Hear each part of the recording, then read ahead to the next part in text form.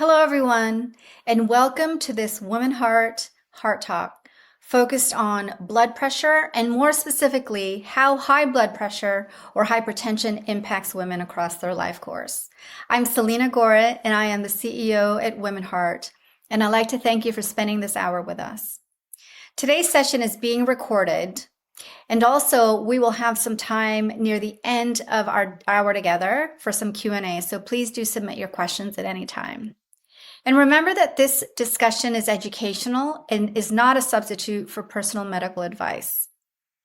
For anyone new to us, WomenHeart is the national patient-centered organization for women living with or at risk of heart disease. We support, educate, and advocate through trusted resources, peer-led support networks, and our trained WomenHeart champions to advance equitable, high-quality care in every community. We are the leading patient voice in women's heart health. We are so grateful to our supporters, especially AstraZeneca, for making this program possible. So let's get right into it. Blood pressure plays a significant role in heart disease and affects many other body systems, yet it's often misunderstood because it can be silent. And even when you feel fine, it can quietly impact the heart, the brain, our kidneys, our eyes, and even our entire body during pregnancy. This program is part of our effort to bring more attention to hypertension and help people understand what the numbers mean and what can be done about them. Knowing your numbers and how to act on them can prevent serious problems long before they start. We are joined today by our expert speaker, Dr. Ijeoma Isiadinso, as well as two wonderful WomenHeart champions, Kina Lucombe and Carrie Stroll, who will help us connect the dots by sharing how hypertension has shown up in their own lives.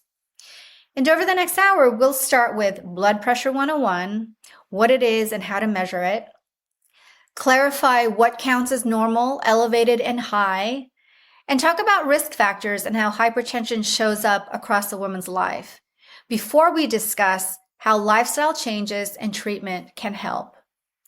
After our clinical discussion, we'll hear more from our champions and move into our audience questions. So let's jump right in and introduce our clinical speaker. Dr. Ijeoma Isiadinso is a preventive cardiologist and the medical director of the Emory Center for Heart Disease Prevention. She is board certified in general cardiology, nuclear cardiology, and echocardiography, and has dedicated her career to helping women lower their cardiovascular risk through prevention, early detection, and education. She co-leads the Familial Hypercholesterolemia National Awareness Campaign with the Association of Black Cardiologists and was a writing group member of the upcoming 2025 ACC-AHA guideline on acute coronary syndromes. Dr. Isiadinso is also a nationally recognized speaker on lipid disorders, cardiovascular risk reduction, and women in heart disease, and her research focuses on addressing disparities in care and improving community health. Dr. Isiadinso, it's an honor to have you join us today for this conversation. We are looking forward to learning from you, from your expertise, and exploring this topic together. Over to you. Celina, thank you for that introduction. I am so pleased to be here with you, our WomenHeart champions, and our attendees to talk about blood pressure in women and why it matters. So first, I'd like to just start by just identifying what blood pressure is. Blood pressure is when the heart pumps blood through the arteries and it applies pressure against the walls of the artery. And this is what blood pressure is. As you all know, when you check your blood pressure or when it's checked in the physician's office, there are two numbers that are obtained, the top number and the bottom number. The top number is what is known as systolic blood pressure. It measures the pressure of the blood pushing against the artery walls when the heart is beating. The diastolic blood pressure is the bottom number, and that measures the pressure of the blood pushing against the artery walls in between the heartbeats, so when the heart is at rest. So whenever you go to your doctor's office and you are getting blood pressure readings, you should know what both of those numbers are and pay attention to them as well if you're checking your blood pressure at home. In the medical world, we use the term hypertension. But I wanted to make sure that everyone knows that hypertension is the same thing as high blood pressure. Why is it important that we're talking about high blood pressure today? It's actually very common. Nearly 50% of individuals in the United States, that is 122 million adults, has hypertension. So if you on this webinar are not personally affected by hypertension, there's a high likelihood that somebody you know, whether it's a friend, a coworker, family member, or a loved one, has hypertension because it is indeed very common. We are concerned because there are no symptoms for hypertension. And the only way to know if you have high blood pressure is to have your blood pressure checked. So if you're checking it on your own or it's being checked at a doctor's office, outside of those two scenarios, we don't know that you have high blood pressure until you develop what we call end organ damage. So that's until there are complications of high blood pressure, untreated high blood pressure, such as kidney disease, heart disease, like a heart attack, or heart failure, or even a stroke. It's known as a silent killer because of that very reason, because it is really without symptoms until it becomes pretty advanced. Now, some of the warning symptoms that one may have that their blood pressure is elevated include blurry vision, chest pain, difficulty breathing from heart failure. Also, if they've had a stroke, so impaired speech, maybe they've got weakness in the arms or the legs, or a droop in their face. So those are the symptoms of complications of hypertension.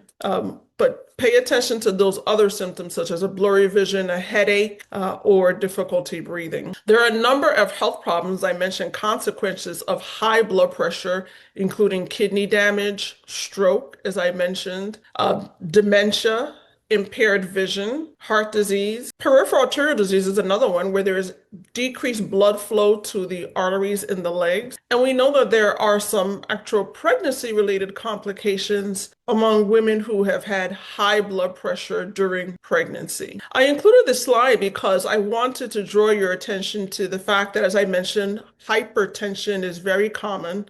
It is often a disease of the aging, but we do have young people, as you've heard today, who have high blood pressure in their 20s or 30s for various reasons. In this slide, you can see men are represented in blue and women are represented in red. And you can see that the percentage of women who have high blood pressure is consistently lower than men until you reach that age of menopause. So about age 65 and later on in life, women are more likely to have high blood pressure than men, or at least they certainly start to match the percentage of men in the US population that has hypertension. Additionally, we see that there are some race and ethnicity differences when it comes to high blood pressure, in that Blacks, both Black men and Black women, have higher rates of hypertension compared to other races and ethnicities in the United States. And so this is something that you may hear when you see your clinician when you're talking about high blood pressure. Is that they'll tell you that it is much more common in the African American community compared to other communities. Hypertension is important because it is a risk factor for heart disease. I included on this slide other risk factors for heart disease that are important to know because each one further compounds the likelihood of developing heart disease. So high cholesterol, specifically having high LDL or low HDL, tobacco use, physical inactivity, or obesity. And I think this is important because not everyone is obese, and that's not the only risk factor. Actually, not being active in and of itself is a risk factor for heart disease. Diabetes, as many of us know, and then of course, family history, specifically early cardiovascular disease. So a man in the family, first degree relative who may have had a heart attack or stroke before the age of 55, or a woman who had either of those conditions before the age of 65. And you'll notice I said heart attack or stroke because cardiovascular disease doesn't mean just the heart, it's the vascular system as well. So stroke is included in that. There are some risk factors that are unique to women that are important to talk about, and those include the development of diabetes during pregnancy, the development of hypertension during pregnancy, so whether it's just pregnancy-induced hypertension, depending on the week during the pregnancy that you develop it, or if you do have hypertension with complications such as eclampsia, and then most severe eclampsia being the most severe form, and then preeclampsia as well. Polycystic ovarian syndrome, menopause, and then certain autoimmune diseases are also associated with cardiovascular disease, including lupus and rheumatoid arthritis. The other thing that's also important about autoimmune diseases is that we know that women who have lupus or rheumatoid arthritis, that they tend to have higher risk factors for cardiovascular disease. So we see higher rates of high cholesterol and hypertension in individuals who have lupus and rheumatoid arthritis. Not only are those risk factors present, but they're also not as well controlled as those who don't have lupus and rheumatoid arthritis. So we've talked a little bit about what hypertension is versus what blood pressure is and what blood pressure specifically is within the heart. So let's talk about what is normal, what's abnormal. Normal blood pressure is if you have a systolic blood pressure less than 120 and you have a diastolic blood pressure less than 80. It's considered elevated, and I like to use the word borderline with my patients. If you're between 120 and 129 with the systolic blood pressure, and still less than 80 with the diastolic blood pressure. Once we're above those numbers, it is considered hypertension, and there are different stages. So stage 1 hypertension is if your systolic blood pressure, the top number, is between 130 to 139, or the bottom number, the diastolic, is between 80 to 89. Stage 2 is if it's above 140, or if the bottom number is 90 or higher. And then there's severe hypertension, when the systolic is above 180 or it's above 120. And so when you're checking your blood pressure, pay attention to these numbers, because your top number, the systolic, may be 120, but if your diastolic is somewhere in the 90s, then you have stage 1 hypertension. And it is important to have that discussion with your clinician about what to do to get that blood pressure down. And we define people as having hypertension when we have checked their blood pressure at least on 2 separate occasions using 2 different readings. So if it just happens to be high one time, I wouldn't put you immediately in the category of hypertension, but it's certainly something that we need to continue to monitor to see if in fact you have hypertension, or if there was something playing a particular role on this day that caused your blood pressure to become elevated. So how do we measure blood pressure? That's the key thing. Now you know the numbers, but how do you acquire the numbers? Well, it's actually, there's a little bit of a science to it. First and foremost, you want to use a validated blood pressure machine. We'll talk about that on the next screen. How do you find one of those? But you don't want to be checking it, first of all, after you finish going for a walk, running up the stairs, or within 30 minutes of drinking coffee or smoking, because that can alter the numbers. You want to be sitting down, relaxing for at least 3 to 5 minutes. I tell my patients your blood pressure machine should be sitting exactly where you're going to be taking it. So I don't want you walking through all the house and then you sit down and take your blood pressure. It should be at that location where you plan to take it every single day. As I mentioned, you want to get the average of 2 numbers, so you check the blood pressure twice. You should be sitting in a chair where your back is supported, so you're not trying to sit yourself up, because that causes you to tense up and can cause your blood pressure to be high. We want your feet flat on the ground, and you shouldn't be talking to anyone or have anyone talk to you, because that's a little bit distracting as well, and you're thinking, etc.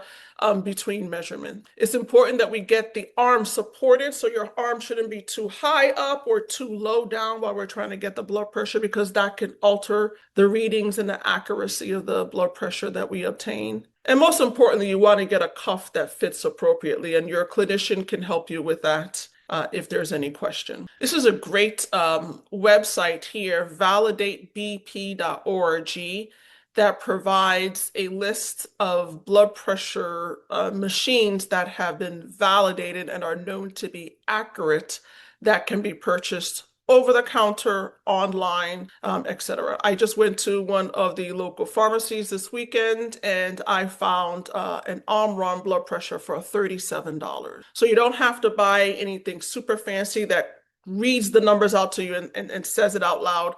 But go to this website and you can certainly find one that is validated and can get you accurate reading. As I mentioned to you, menopause is a time that women start to see changes in their overall cardiovascular profile and their increased risk for cardiovascular disease as well as hypertension. I mentioned that about 75% of women who are 60 years of older have high blood pressure. There are a number of reasons why we see this after menopause. One is that the decreasing estrogen levels causes the arteries to become stiff and causes the lining of the blood vessels to behave abnormally, which causes the blood pressure to rise. Those stiffer vessels in the setting of reduced estrogen release can cause the blood vessels not to dilate as well. So that also contributes to the constriction that results in high blood pressure. We all know that many of us post-menopause or our loved ones after menopause tend to gain weight, and it tends to occur in the abdomen, which is associated with increased risk for heart disease due to inflammation and insulin resistance that we find with with weight gain. And finally, in the postmenopausal woman, there's an increased sensitivity to salt. And where salt goes, water goes, and where salt goes, blood pressure goes as well. As Celina said, there are a number of things that can be done as far as lifestyle modification is concerned, whether it's changing your lifestyle with diet and exercise and, eliminating some unhealthy practices that are contributing to blood pressure. The key thing is that if you are identified as having hypertension, the first thing that we, the team, the clinician and the patient should do is really to institute lifestyle changes. And that should be done for about 3 to 6 months while you're being monitored, you're checking your blood pressure, you're going back to your clinician for follow-up visits, and then decide if you need to start pharmacotherapy, so medication. Now, there are some people with their blood pressure at that initial diagnosis is so high that they do need to start medications right away, in addition to some of these lifestyle changes that we're talking.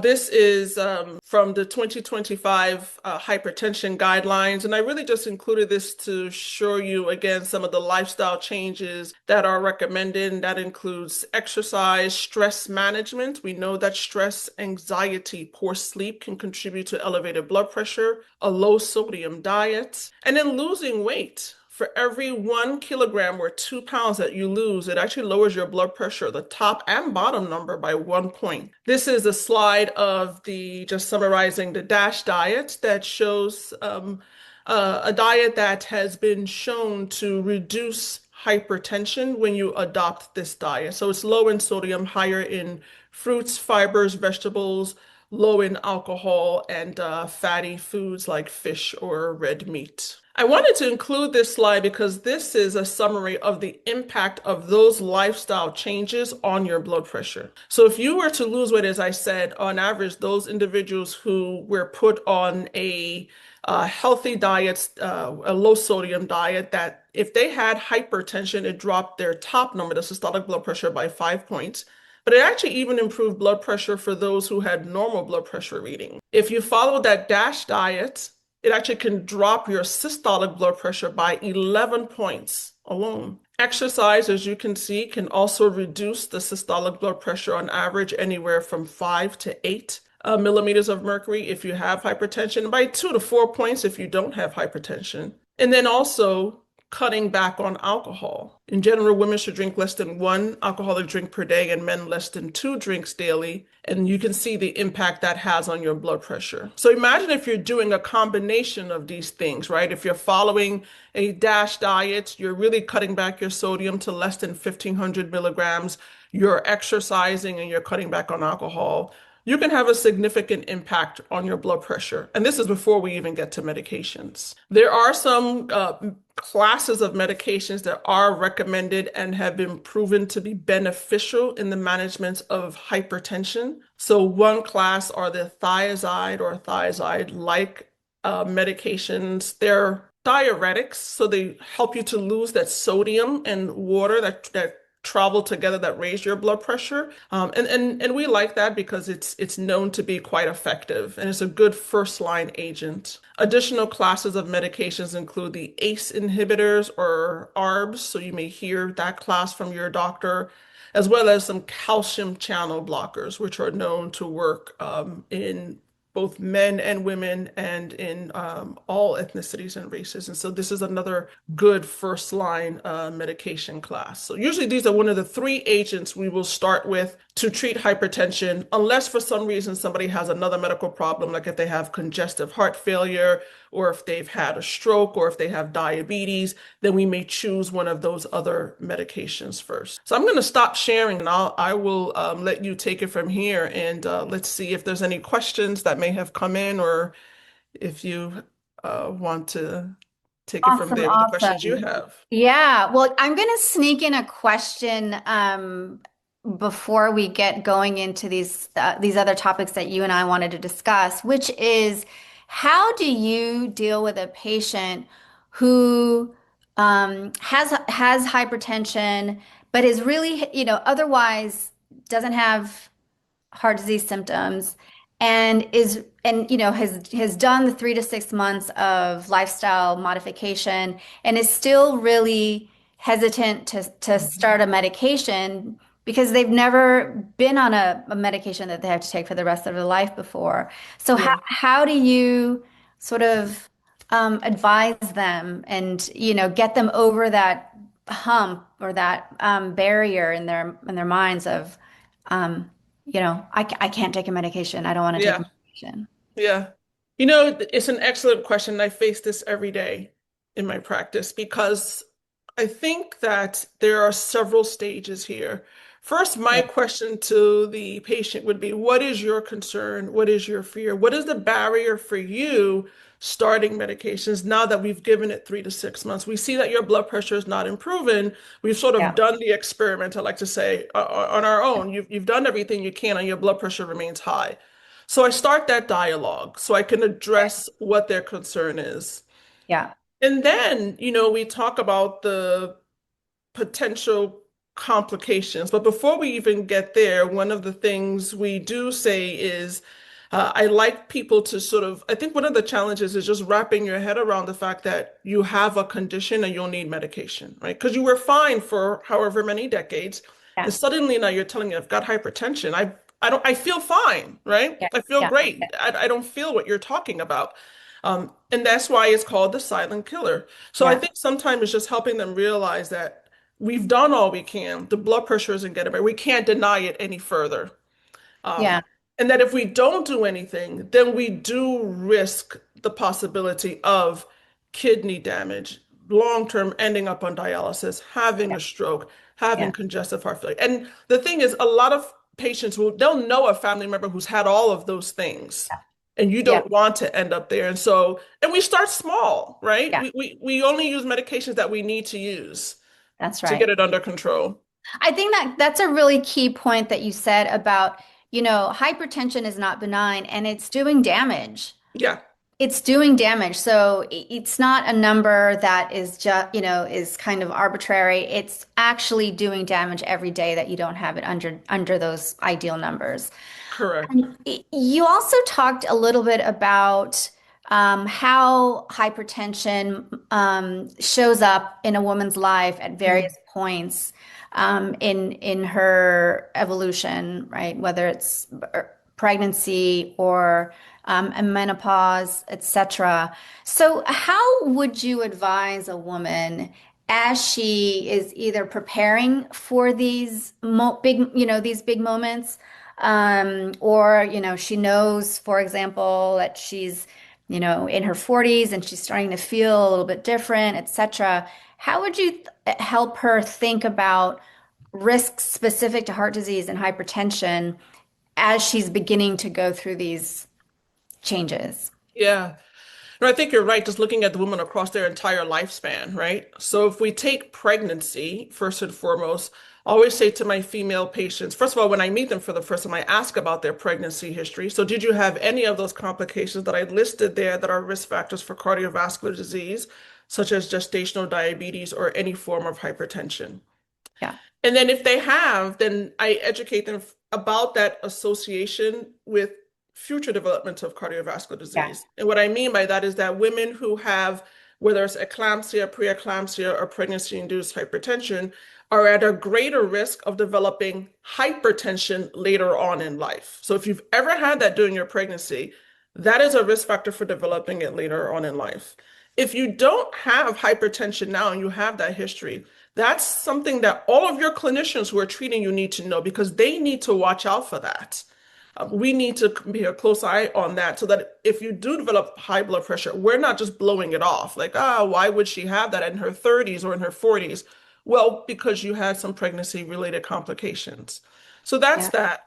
When I do have women who have had any of those pregnancy-related hypertensive complications, I follow them very closely. We work very closely in conjunction with the obstetricians. So I follow them during their pregnancy. Even if they don't have it this pregnancy and they had it in a prior one, I see them every trimester Amazing. to make sure that their blood pressure is well controlled. I have them monitoring their blood pressure. We talk about what to watch out for. We talk about what the numbers are when we'll pull the trigger to start medications.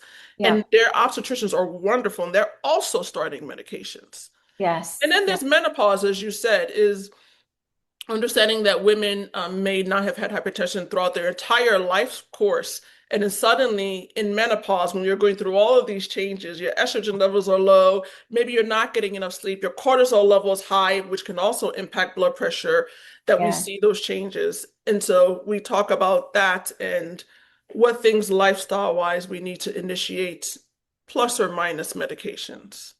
Yeah, just thinking really about being, there's such a thing, right? It's preparing for menopause, preparing for pregnancy. And so Yeah, you don't have to wait until you have high blood pressure. You don't have to wait till you have symptoms, right? You know that these changes in your body are going to impact your body in a certain that's way, right? To increase the risks of hypertension. So I really love this idea that you can say, okay, I'm going to be forward thinking and I'm going to do these right. things in anticipation of. Also, you said something really important, which is you ask your patients about their pregnancy history. And I would also say, if you're a patient and you have that history, volunteer that information to any provider Yes. you see, because they, even if they don't ask you, it's important for them to know that, right? Yeah. I 100% agree with you. I think we as clinicians need to ask more, but then the patients need to tell. But then, Yeah, Celina, I think part of it is that we need to educate patients that about the association so that they can tell, right? that's If right. they knew, they would tell. And That's so right. that the onus is on us to do things like this, these talks, so that people can make those connections and we can continue the conversation going. I'm going to go right into the next question, which I think is connected to what you just said, which is we know, and you talked about how some women are more impacted than others. For example, Black women or women with limited access to care, women in the rural setting, for example, is a good example of that. What actually have you seen help close some of these gaps? Oh, that's wonderful. I think one of the things that came out of COVID is being able to have virtual appointments. Yeah, And so for patients, you mentioned rural yeah, communities. There are some communities in the United States where their access to a physician is maybe 2 hours away, yeah, right? Or there are not enough physicians, and so they can't get an appointment within several months if they yeah, find that they have high blood pressure at home. And I think something as simple as using home blood pressure monitoring, that's why it's yeah, important to get those validated blood pressure machines, is absolutely. that you can monitor it for me, send me a message, and based on that, we can make changes before you even come into the office. And then some places don't have doctors, but we have incredible partners in our nurse practitioners and PAs. And then there are some hypertension run APP clinics throughout the nation and primary care offices that also have nurse practitioners and PAs who manage blood pressure quite well along with us. So I think those are some examples for unique populations that don't have access to care. I love that. I mean, really, it takes a village, right? Mhm. It's and I often say like if you're waiting for the cardiologist to save or to like address all of your cardiovascular issues, that's going to be a really challenging situation given that we have in some areas few doctors, but way Yes, fewer cardiologists even, right? If you have difficulty accessing primary care, you're going to that's have true. a tougher time accessing cardiology. So having this team, you used the word team earlier, this team of providers and professionals working around you, I think is really important to seek that out where possible. On the note of lifestyle changes, um, when I saw your list, I was very interested in how those different changes improve your blood pressure. And I was overwhelmed when I was thinking about all of these things that I should, really want to be doing, Yeah, and thinking about all of them at the same time felt really overwhelming. yeah. So, do you like when you advise your patients, how do you advise them on sticking to it, right? Like being able to reap the rewards of making these really great changes in their day-to-day life? That's a phenomenal question. It's one of my you didn't see this slide, but it is one of my takeaways is first of all, we're always thinking bite-sized, right? Yeah, It's like when we're trying to lose weight. If you say I'm going to lose 50 pounds, invariably we all fall off the wagon, we try again, and then you feel like a failure, which is not yeah, the way that we should envision this. We're talking about right. lifelong changes we're making. That's the way Yeah, to look at it. And so the first thing I'll ask my patients is, what do you think that you can easily do and be consistent with? Right. that's So if great. you are someone who eats red meat 4 days a week, you're never going to not eat red meat. So what I'll Yeah. tell them is, I want you to cut down so where you're eating red meat once or twice a week, and then Mhm. we'll go from there. Mhm. If you are someone who eats out frequently, how about we change it where you're cooking at home? Make it fun. I say make it a competition like you're saving money, right? Mhm. So that's why you're not going Yeah. to eat out this week and see how much you can save. Compete with somebody else in the family or a good friend of yours. So thinking of innovative ways that you can tackle this. But I will say you just do one or two things per month. Do that solid for a month and then try something else so that you build upon your successes. And Yeah. any day that if you were exercising or you had a bad day, a rough day, I'm an emotional eater and you went out to go eat, that's today. Tomorrow's a different day. You're That's starting right. over tomorrow. Do not Right. beat yourself up. That's right. Yeah. You can every day is a new day, I often say. And my top tip is get yourself a dog. Oh, I like that. Yeah. Get yourself a dog. You will be walking a lot That's right. if you've got a dog in your house. You also talked a little bit about measuring blood pressure. So if you Okay. go to the doctor's office and that blood pressure reading is high, what would you say? I mean, Yeah. that might mean that the person's nervous. That might mean that what gets written down in their chart is a high blood pressure. So how would you help sort of manage that situation? Yeah, so I take into context sort of how they're feeling that day. So sometimes people run into the office, they're running late, and the blood pressure is high.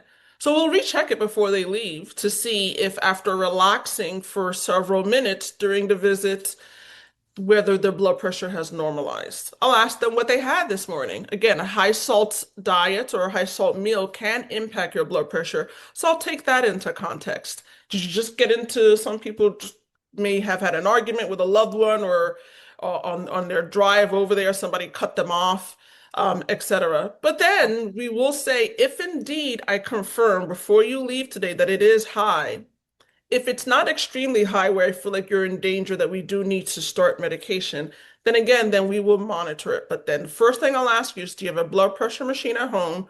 What kind do you have at home? And you're leaving my office with a blood pressure log so that you can write those blood pressures down and send them back to me in 2 to 4 weeks, depending on how high it was. On average, it's 4 weeks.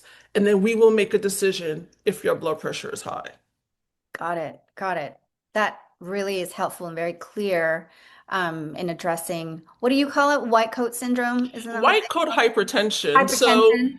yeah, so that's essentially when your blood pressure is elevated when you're either in a physician's office or any sort of medical professional setting, but it's normal at home. And the way to diagnose that is if we check it outside of the office. And so that's why I always encourage my patients to have a blood pressure. Because what's going to happen is that I can't rely solely on my readings. Now I've got to rely on yours at home. Because I know you're relaxed at home, it's not elevated. So if your readings become high at home, then we've got to pull the trigger there.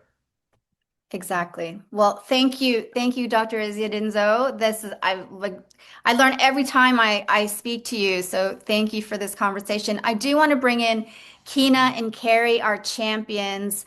I've been a really poor timekeeper here, so I want to bring in Kina and Carrie. Let me tell you about these two women.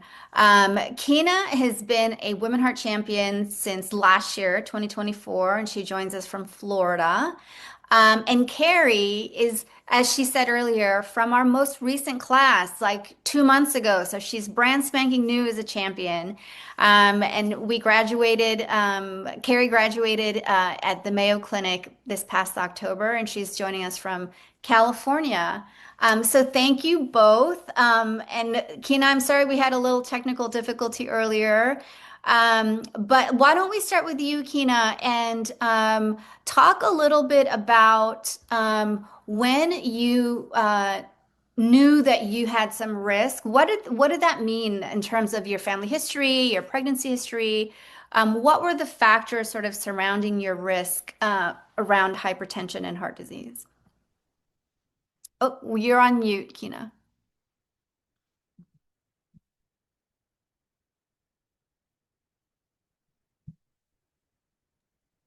Okay. Are you hearing me okay? Yes. Yes. Awesome. So my pregnancy back in 2016, I was diagnosed with gestational diabetes. So at that time, I did monitor my blood pressure. Sometimes it would be elevated, but not most. And so I wasn't diagnosed with hypertension, during that time. Fast forward to 2019, where I was found to be in complete AV heart block. I was diagnosed with hypertension as well. Wow. Okay. That's pretty significant, a significant diagnosis for you. So, and I want to ask this to both Carrie and Kina. Once you both were diagnosed, like how did you and your care team work together to manage your blood pressure on the day to day to make sure that it was controlled, that it was not causing you problems down the line? Carrie? Well, thank you, Celina. I'll say early on, I didn't. I mean, the first thing my primary care provider at the time told me Yeah. to do was lose 10 pounds. And because my own personality is one that was addicted to cortisol and stress and high achievement, I did it. I did that thing. I was like, okay, yeah, I can do it. And I went back, 30 days later or however long it took me, and it was still high.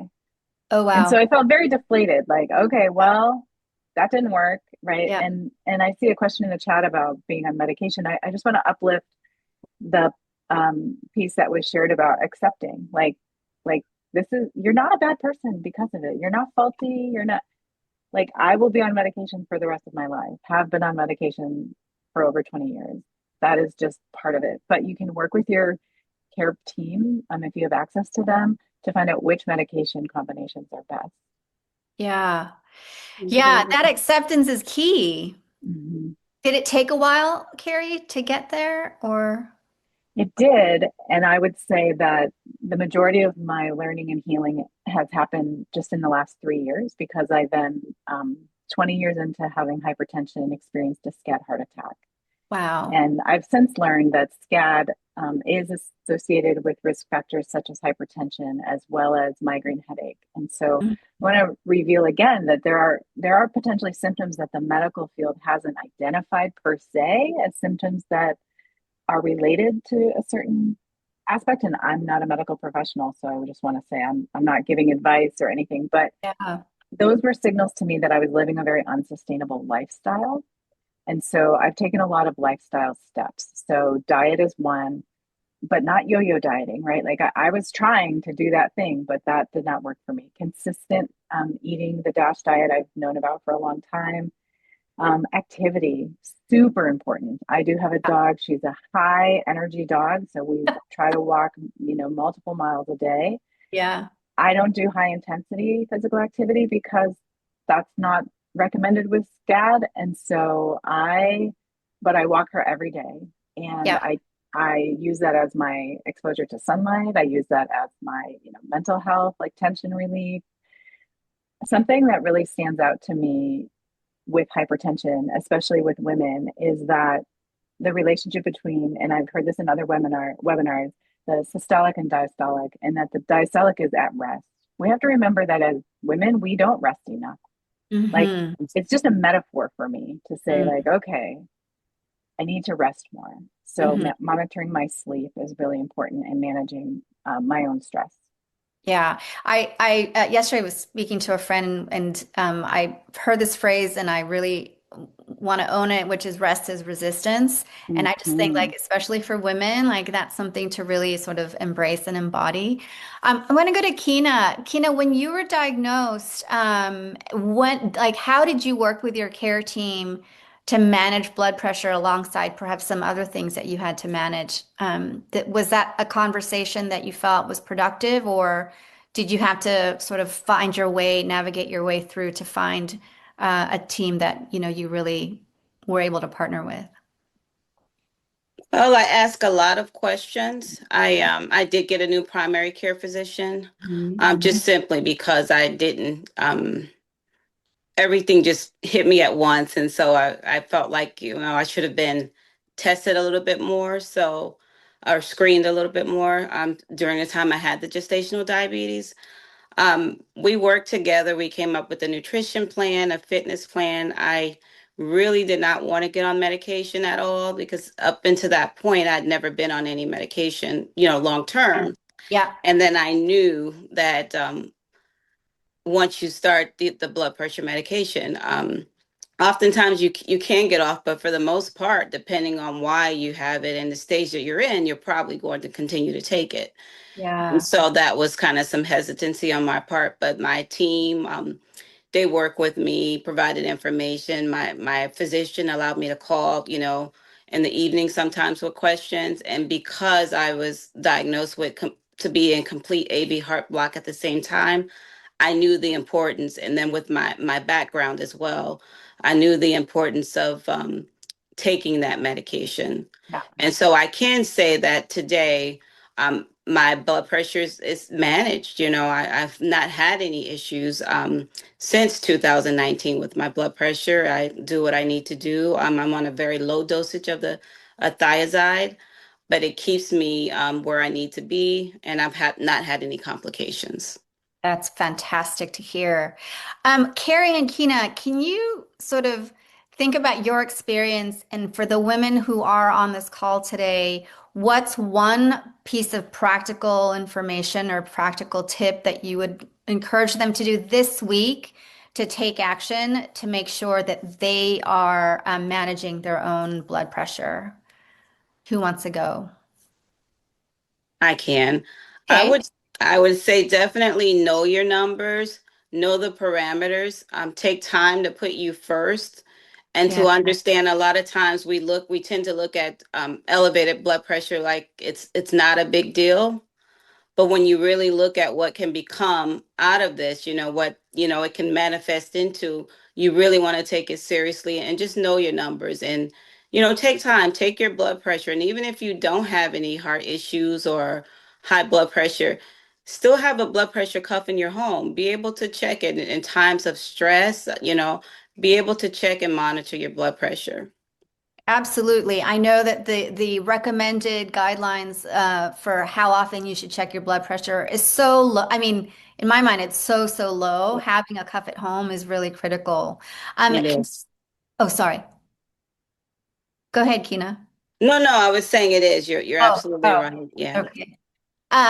Carrie, what would you recommend to our audience? Yeah, I agree with Kina, knowing your numbers. I also just realized that Apple Health has a blood pressure monitoring feature. I know not everyone has access to devices like Yeah, that as well as the cuff. Get the cuff first. If you can't get a cuff, go to Walmart. Like there are still few places that have them, and so I'll do all three. I will take my measurements at home. I will quarterly go to my healthcare provider just for a BP check. And then I also will pop into Walmart every now and then just to check the numbers. But yeah, apart from that, I would also say address any other underlying mental health challenges great. in terms of stress reduction, lifestyle, stress management, all of those things. Those spirituality, those things are very important. I really love that. The idea that you want to get to know what brings you peace, right, in Yes. our stressful life. And so you want to know where you can go and what you can do in the immediate term, right? If you are in a state, right? Like I know if I'm not sleeping well, that's going to impact my blood pressure, et cetera. So just knowing that I think is really important.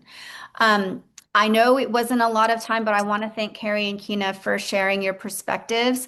I want to come back to Dr. Isiadinso. We've got some takeaway slides that I want to go over. I know we also have questions, and I thank you, Carrie, for saying we've got some questions in the chat. So we hopefully will get to those. But let's quickly go through Dr. Isiadinso's takeaway slides, and then we'll come back to questions from the audience. Yeah, I will actually make it very quick because I'm Great. very interested in getting to Yeah. the question. So, Good. takeaway, hypertension, high blood pressure, as you've heard, know your blood pressure Yes. readings. When you go to the doctor, ask the doctor what they are. If they check it, you should walk out of there knowing what it is. Yeah. The importance of exercise and lifestyle changes. Exercise, you should be doing at least 150 minutes a week of moderate activity, whether that's 30 days, 5 days a week, or 1 hour sessions if you're at the gym twice a week is perfectly fine. It doesn't have to be done all at once. And women should do at least two sessions of strength training. Remember, start small. We're building, we're talking about lifelong changes and not sort of fast, Yeah. immediate uh, fad diets or fad kind of exercises. I'm actually going to stop there because I want to make sure that we have Yeah. time for Let's questions. get into questions, and I see them popping in a little bit more. Kina did say one more thing I just want to really hit home. She said she changed her primary care doc. Yeah. Yes, I want to give everyone permission to do that, and I'm sure Dr. Izzy Dinza will back me up on this. If your doctor is not partnering with you to get results, you absolutely have the right A to go. 100%. And if it's not even just getting results, if you're working with a clinician, you feel like you don't have a good understanding what's going on, ask another physician or clinician. I always say that you are entitled to a second opinion. I never take offense when a patient tells me that they want to ask someone else or see someone else because you're going to walk away with one of two things. Either that person is going to agree with what your clinician is already saying, so you've got a second opinion that agrees, or you're going to get a different perspective and a different approach to managing your problem. Absolutely. Okay, questions. I'm just going to quickly start. Can we get slides, Dr. Zedinzo? Is that okay to get slides? Yeah, I can share them with Awesome. you. Mhm. Great. All right, Joe, you're going to get slides. Annette, what about low BP? What is that a sign of? And just like hypertension, if diastolic is too low but systolic is fine, should we also be concerned? Yeah, I mean, there's a number of conditions. If there's some valve abnormality where the valve is leaking quite a bit, or if you're dehydrated, sometimes if the cortisol level is actually also too low, that can cause low blood pressure. So definitely that should be looked into if it's low, especially if you're having symptoms. Great. Is there a relationship between low thyroid and high blood pressure? Yeah, actually, both high and low thyroid. So, low thyroid causes actually stiffening of the heart muscle over time and can cause the heart not to relax as well. And remember, diastolic blood pressure is during relaxation. And so that can cause that bottom number to be elevated. Great. As fast as identifying high blood pressure, seeing lights flashing is a way of identifying high blood pressure. I'm not sure what that Yeah, I means. don't know if I thoroughly understand that Yeah, statement, but I think the person may be alluding to the symptoms of high blood pressure, which got include blurry vision, headache, it. shortness of breath, fatigue, etc. Got it. Okay. Yesenia says, I always have higher blood pressure even with medication. Yeah. What should I do? I'm on two medications and don't understand why. Yeah, I think that's where you really need to start working with your clinician because there are some people who have what we call secondary causes of hypertension, where they require a lot of medications to control their blood pressure. And even with that, the underlying cause hasn't been identified. And if that's identified and corrected, then they actually may see a better response to their blood pressure. Great. It's not often, it's rare, but it does exist. It does exist, right? There's resistant hypertension, right? It takes some time. Mary says, "HELP syndrome survivor in my 30s, later in life, effect on vascular, especially in the eyes." Interesting subject. Okay. Thanks, Mary. Susan says, "Regular screening is the obvious solution to tracking health, but insurance doesn't often pay for this, or insurance is so expensive, it's a barrier to care. Even if women are regularly monitored, if she's monitoring her health, she can't always see a doctor who knows who to or know who to call. How do we overcome this issue of cost and awareness, and what's the best way to educate doctors and patients?" Yeah, that's a big issue, right? That's a system-wide, nationwide level, right? When you talk about the healthcare and that some people don't have access, as we said. And I Yeah. think the key thing is, again, is some cities and states actually have provisions for those who don't have health insurance or who need lower cost care. Here in Atlanta, we have Grady Health, which provides health care for people who are of low income at a lower fee. So I think understanding what's available within your city and state, and then more importantly, getting a blood pressure machine so that you can monitor on your own, at least until you find a clinician. And Susan, I would also say connecting with organizations like Women Heart, connecting with organizations like ABC. There's so many organizations out there that are here to help, to get ideas, to figure out what other people are doing and how they're able to get their healthcare needs met, I think is really important. Catherine is a shout out. She's thankful, and I'm thankful that you were able to join us today, Catherine. And then one last question, right on the dot. Is it typical for readings to be higher for older women? And we know the answer is yes. Does the baseline for normal change as we age? Great question to end That on. is a good I guess question. one So, change. yeah. So the baseline doesn't change per se. Normal is normal because we know that people in their 80s can have strokes and heart attacks, and we like the blood pressure to be low. Yeah. I do have a little bit more tolerance as my patients age because they don't tolerate lower blood pressures as well. So some of them might start to feel dizzy and fatigued if the systolic is in the 110s or 120. So it's very patient specific. I hope the audience will join me in thanking Dr. Isiadinso. It was a rapid fire with Dr. Isiadinso and Kina and Carrie, but I want to thank you so much. I can talk about this, as you can see, all day long, but it is always an incredible privilege to talk about these issues that are really meaningful to women. You will see a lot more of this kind of content as we go into 2026. This is our last one for 2025.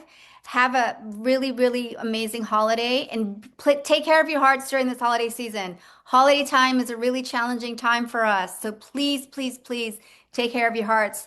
Happy holidays, everyone. Happy New Year, and we'll see you in 2026.